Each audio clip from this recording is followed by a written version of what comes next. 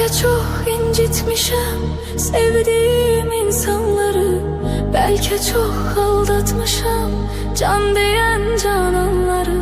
Sonda görmezden gelip ettiğim noksanları, var ümidim affedersen sen beni. Bilmez idim dert verer derdimin dermanları, gün gelir pişman olar nefsinin kurbanları. Dünya taxtinden salar şahları sultanları, etibarsiz dünyaya etibar etmek günahtır. İntihar etmek günahtır.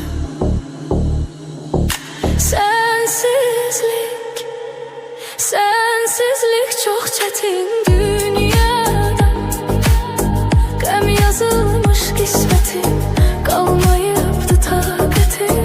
Sevmeydi niyetim, şahit olmaz kalbime Allah'ımdan başka bir kez. Ses salar sessizce bir ses.